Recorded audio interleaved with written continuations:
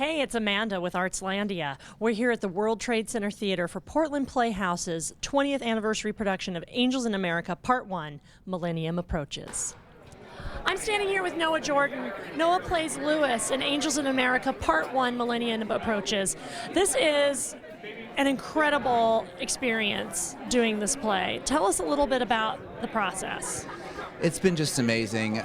Brian Weaver, the director, is such an actor's director. I have been preparing for the role actually for a few months, to tell you the truth. Lewis's dialogue is kind of endless. And so in order to prepare, I was working on this long monologue that I do that goes on for about 7 pages or so.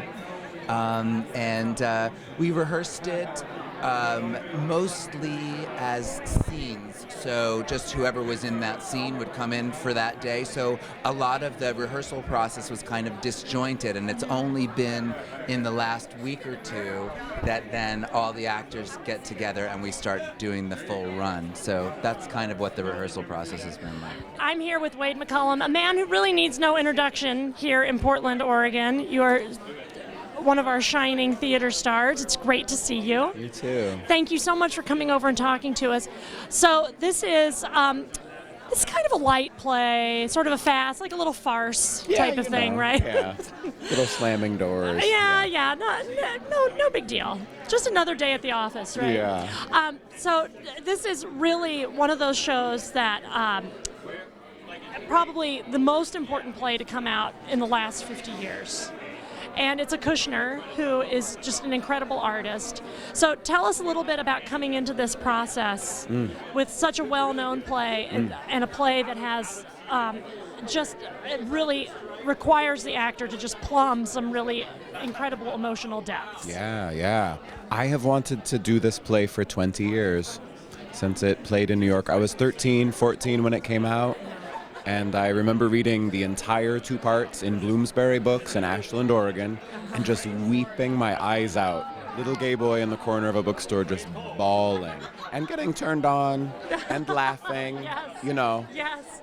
It's a very funny play. It's a very funny play, which people forget, you know.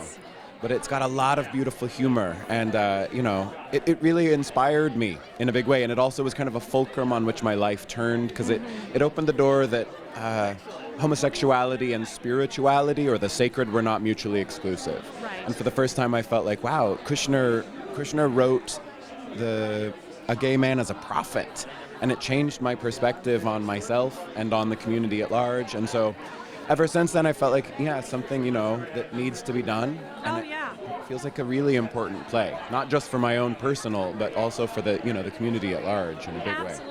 This is Brian Weaver. Brian Weaver is the founding artistic director of the Portland Playhouse, and he also directed this evening's show. Thank you so much for coming and talking to us. This is truly a director's tour de force. This is a really incredibly well-known show. So there's that. It's kind of a white whale. It's a big, important show, probably one of the most important ones done in the last 50 years. How do you not get intimidated going into this process? Oh my God, I remember people saying, it's going to be big, it's going to be crazy. I thought it would be fine. The acting rehearsals, the first 3 weeks, we had it all put together. It was in the rehearsal room. It was beautiful. We had it all, and then we went into the theater with tech. Right. And it's quite a show.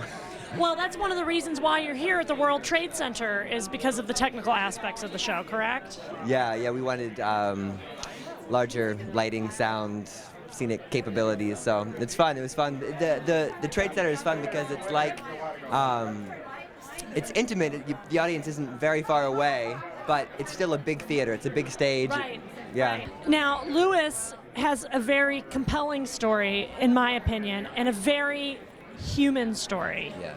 In reading it again before tonight, I was really struck by how much I could relate to the frailty that is Lewis.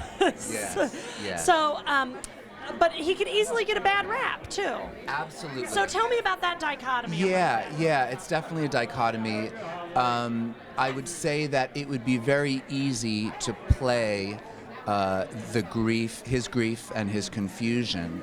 But as an actor, you really want to try and play positive choices. And in that way, hopefully the audience would be able to relate to him and fall in love with him. I had to first fall in love with him. And in doing so, hopefully the audience can do the same.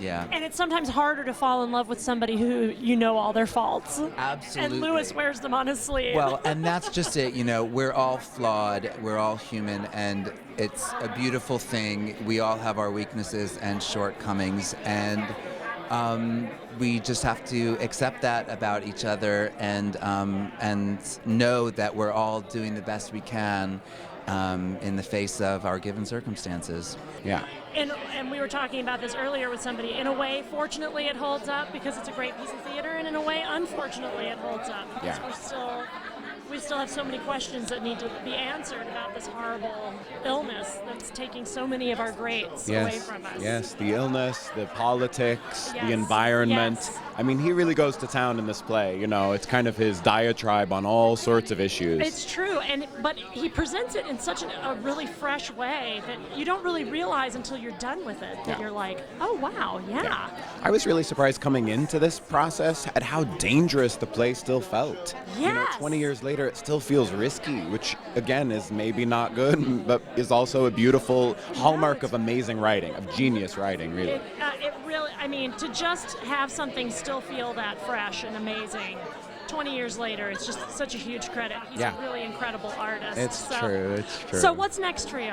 I'm going back to New York. I had a few really great callbacks. I'm shooting another episode of Submissions Only. Oh, yes, great. Yeah. Oh, so how fun. That's going to be awesome. it is. So what's coming up next for you guys?